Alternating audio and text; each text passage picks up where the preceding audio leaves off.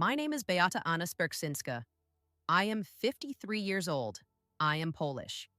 And for 3 years, from 1993 to 1996, I was the nanny and caregiver of a little boy named Carlo Acutis in Milan, Italy.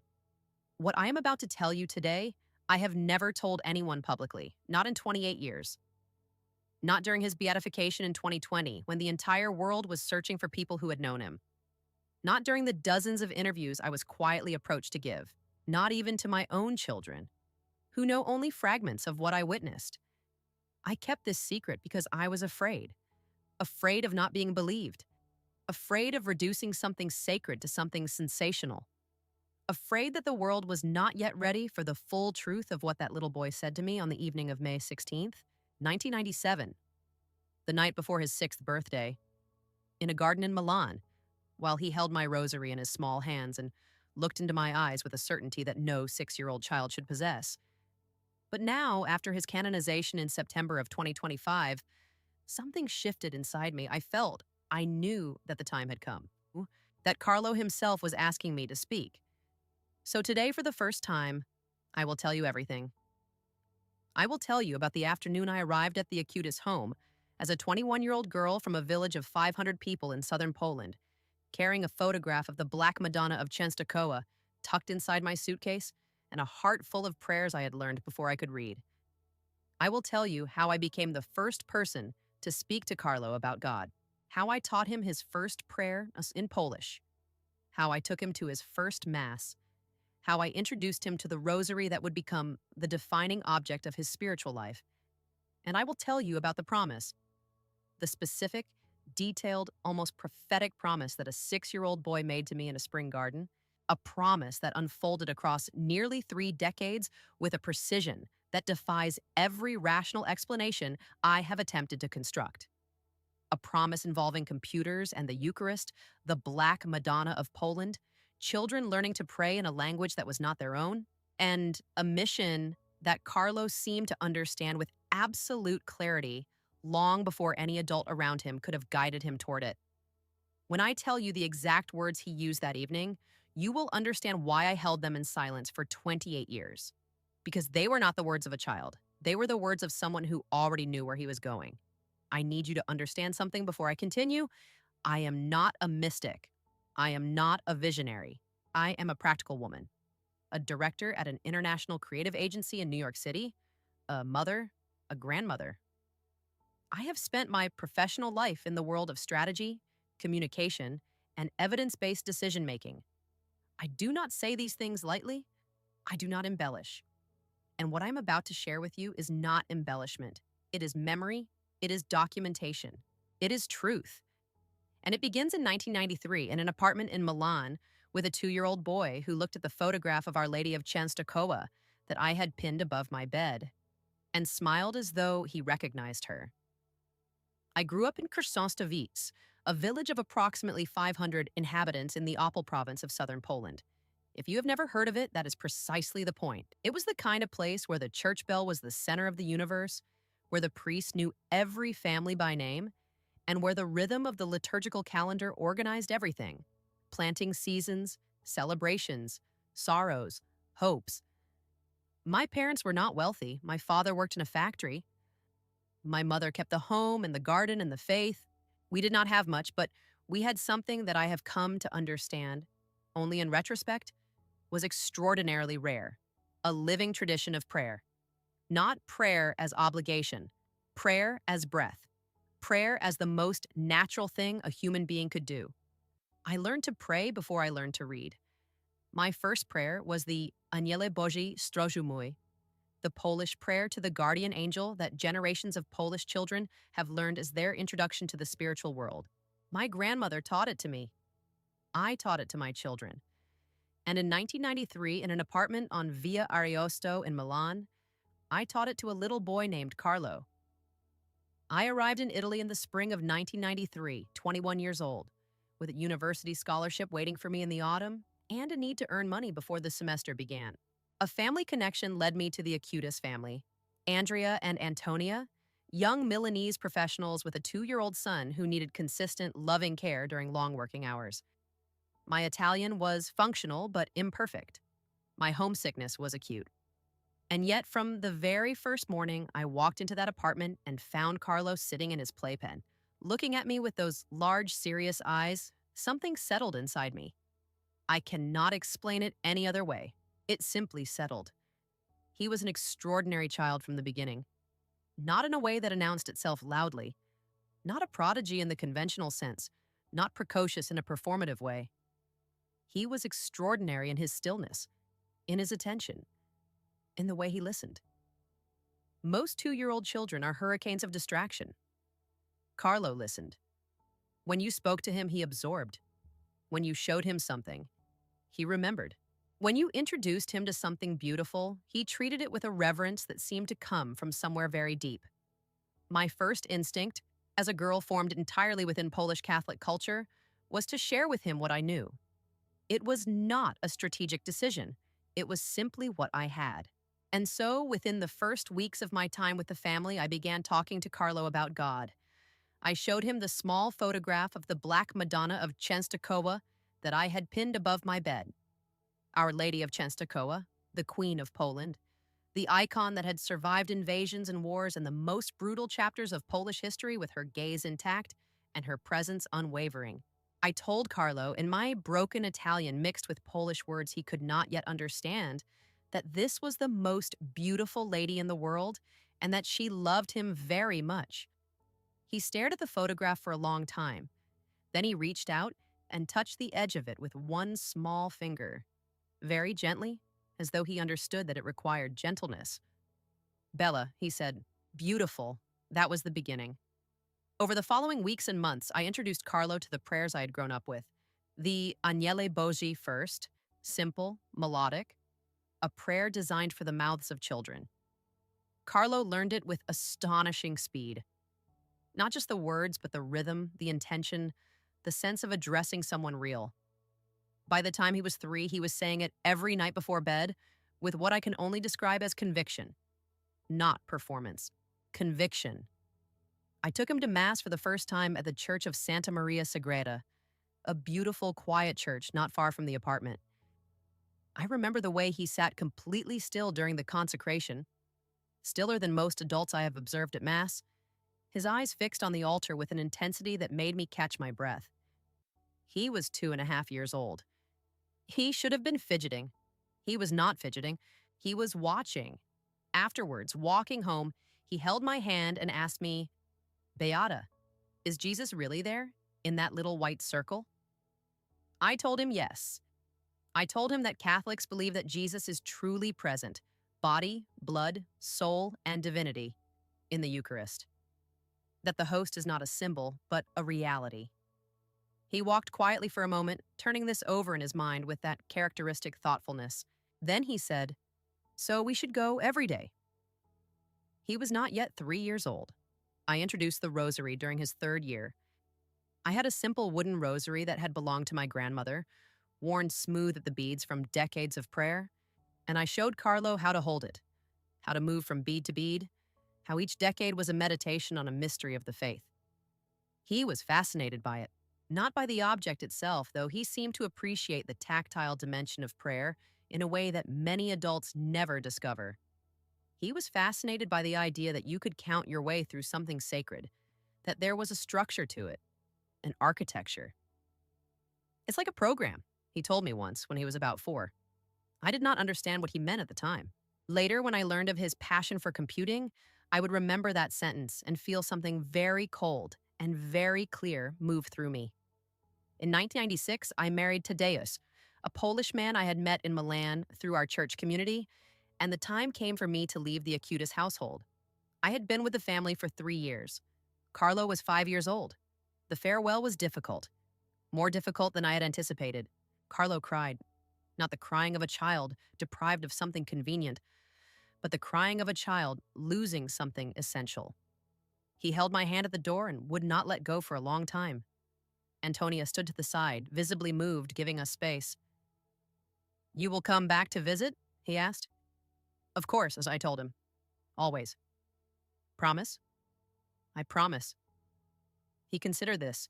Then, "Beata, can I keep something of yours? Something to remember that you came back to visit?"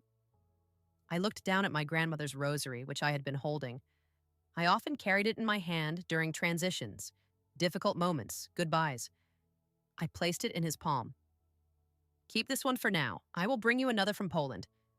But this one is for you to borrow until I come back. He looked at the rosary with those serious eyes. Then he looked at me. I will keep it forever, he said. He was 5 years old, and he meant it with complete sincerity. True to my word, I continued visiting the family regularly. Carlo and my son Conrad played together. The connection between our families continued to breathe. And it was during one of these visits, on May 16th, 1997, that everything I have carried for 28 years took place. And if this channel has been an answer for you, consider leaving a super thanks.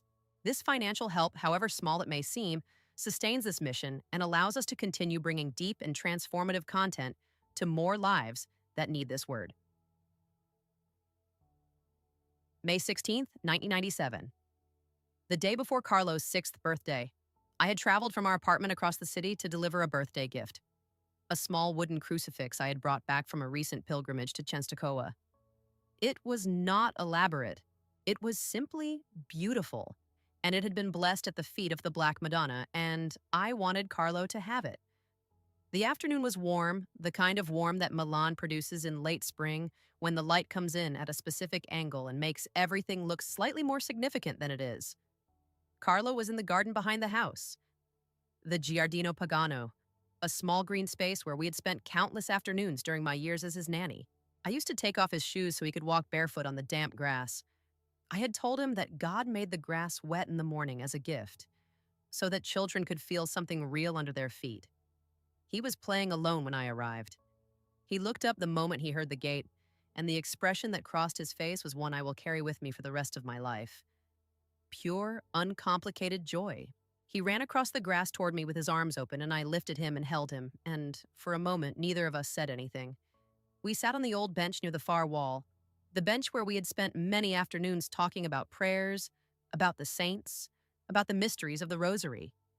He settled beside me comfortably with the ease of a child who has never needed to perform comfort, who simply has it. I gave him the crucifix.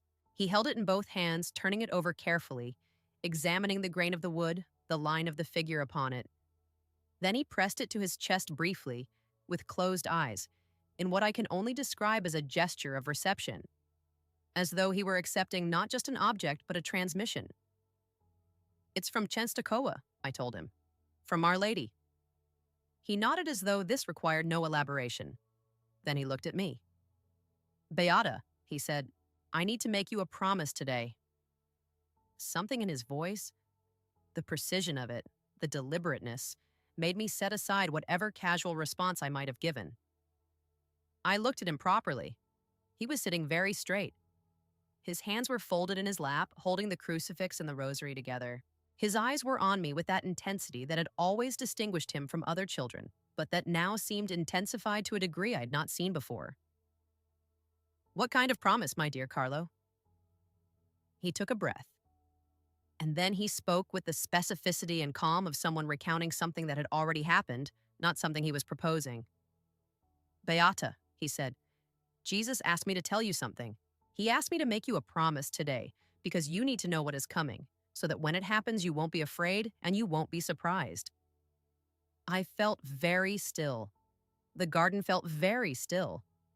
The afternoon light seemed to intensify. What is coming, Carlo? My mission, he said simply. Jesus showed me my mission. It's going to happen through computers. I am going to use computers to talk about him in the Eucharist, to show people all the places in the world where he has left proof of himself in the host, in the bread, in the miracle. Like a map, like a catalog, like a library that everyone in the world can visit without getting on a plane. He paused as though checking that I was following him. I was following him. I was barely breathing. He showed me this in a dream, Carlo continued. And in the dream, I understood that the reason I know how to do this, the reason computers make sense to me in a way they don't make sense to other children, is because you taught me the first thing. You taught me the prayer. You brought me the Madonna. You took me to Mass the first time. You showed me where to look. He touched the rosary. Everything starts from where you planted it, Beata. The computers are just a different rosary. A rosary that everyone in the world can use at the same time. I had tears in my eyes. I did not trust myself to speak. But that's not the whole promise, Carlo said. He was completely composed. He might have been 6 years old, but in that moment, I was not speaking to a 6-year-old. I'm not sure I can explain what I mean by that without sounding unhinged. I only know what I experienced. The promise has 3 parts, he continued. The first part is the computers and the Eucharist, that I already told you. The second part is Poland. I promised Our Lady of Częstochowa that I would come to visit her and thank her for sending you to me, for making you my first teacher. Carlo, I began. I know it might be hard, he said, and he seemed to understand something he did not explain. But she showed me that even if I can't go in the way I'm planning, I will still go. She showed me that the visit will happen. And when you are in Częstochowa one day and something happens that you don't expect, something that tells you Carlo has been here, I want you to remember this moment and know it is me keeping my promise. The third part of the promise, he told me, involved children. Specifically, children who would learn to pray the Aniele Bogi through him, through his story, through the chain that had begun with my grandmother teaching me and me teaching him, and whatever came after. The prayer will travel, he said, like a signal. You know how radio signals travel? You can't see them, but they go everywhere, through walls, through countries, through the sky. The prayer is like that. You sent it to me, and I will send it further, and it will keep going after both of us are gone. He held out the rosary to me then. My grandmother's rosary, the one I had left with him at my farewell. I am giving this back to you now, he said, because the promise is made and the prayer is already traveling. You should have it, but I want you to carry it with you when everything I told you comes true. So, you have something to hold. I took the rosary with shaking hands. I do not know if I managed to form coherent words. I think I said something about how extraordinary he was. I think I told him I loved him. He hugged me the way he always did, without restraint, fully, the way only very young children and very holy people embrace. And then Antonia called him inside for dinner. I sat on that bench for a long time after he had gone. I sat there trying to understand what had just happened, trying to organize it into something my 26-year-old mind could process. I was not unfamiliar with accounts of mystical experience. I'd grown up with the spirituality of Saint Faustina, of the apparitions of Fatima, of the long tradition of Polish Catholic mysticism. But those things had always been distant, historical, mediated through books and sermons. This was a 6-year-old boy in a garden in Milan with grass stains on his knees, making me a promise in 3 parts. I told no one, not Tadeusz, not my mother when I called her in Poland that week, not Antonia, who was one of my closest friends. I kept it the way you keep something that feels too large for ordinary conversation, not out of shame, but out of a kind of reverence, as though speaking it carelessly would diminish it somehow, reduce it to an anecdote when it was something else entirely. In the years that followed, I watched Carlo from a careful distance. We continued to see the family. I watched him develop his passion for computing with a pace and intensity that seemed to have no natural explanation for a child his age. I watched him begin, around the age of 11 and 12, to develop what would become his most significant contribution, the website and exhibition cataloging Eucharistic miracles from around the world, precisely what he had described to me in the garden, a library that everyone in the world can visit, a rosary made of pixels. I watched him attend Mass daily, beginning the Eucharistic devotion that would define his brief life. I watched him pray the rosary, including, Antonia told me on more than one occasion, the Aniele Bogi, which he had never forgotten, which he still said in Polish, exactly as I had taught him. I watched him grow into a teenager who wore sneakers and played video games and talked about soccer and was, by every account, a completely normal, joyful, deeply relatable young man, while simultaneously living an interior life of extraordinary depth that most adults never approach. And then, in October of 2006, he was gone. Leukemia. Fulminant. He was 15 years old. He had offered his suffering for the Pope and for the Church. He died as he had lived, with total consecration and without complaint. I was in the United States when I received the news. I sat down on the floor of my kitchen in New York and held my grandmother's rosary and wept in a way I had not wept since my own father's death. I wept for the visit to Częstochowa that would never happen. I wept for the boy who had made me promises in a garden. I wept for the loss of someone who had somehow, inexplicably, been a formative presence in my life, as much as I had been in his. It was only later, much later, that I began to understand that the word never had no place in Carlo Acutis' story. The first sign came in 2015. I had traveled to Poland for a family visit. My mother was aging, and I returned to Krzyżantowice as often as I could manage from New York. During that trip, I made a personal pilgrimage to the sanctuary of Our Lady of Częstochowa in Jasna Góra. It was something I did whenever I returned to Poland. It had been a practice since childhood. It needed no special occasion.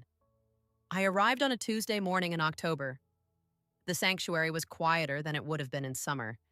The great crowds of the pilgrimage season had retreated, and the atmosphere was one of distilled, concentrated silence. I went to the chapel of the Black Madonna and knelt for a long time without any specific request. Simply present, simply grateful for the continuity of a practice that had stretched from my grandmother, through my mother, through me, through my children. Afterward, I walked through the monastery grounds, and I stopped at a small exhibition room that I had not noticed on previous visits. Inside, a Franciscan sister was arranging materials around a display. The display featured photographs and printed texts about a young Italian boy, Carlo Acutis. I stopped in the doorway.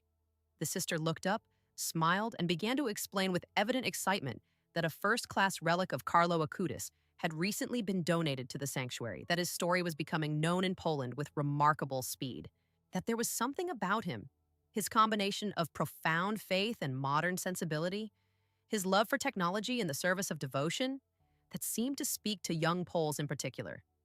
She had no idea who I was. She had no idea that the woman standing in her doorway had taught Carlo his first Polish prayer.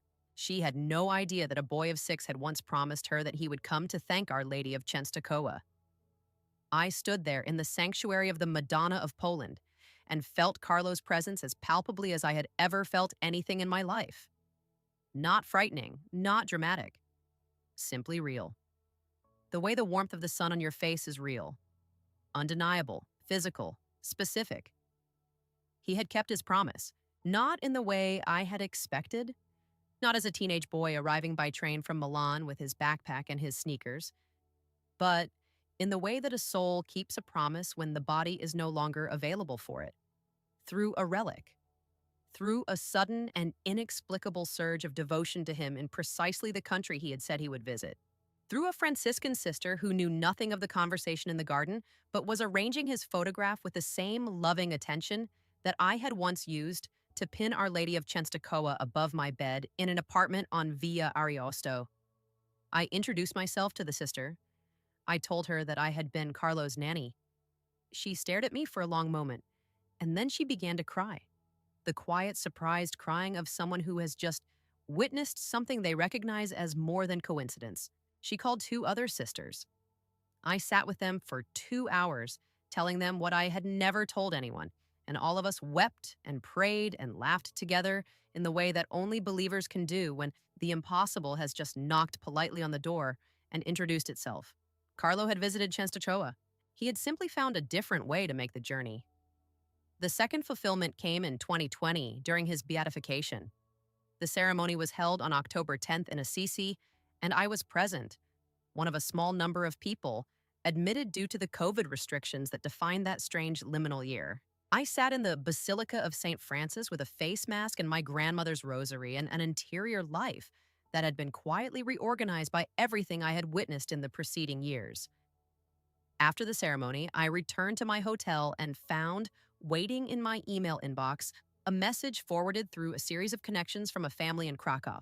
A family whose 7-year-old daughter had been diagnosed with a serious illness and had begun praying to Carlo Acutis after her parents had shown her his story online.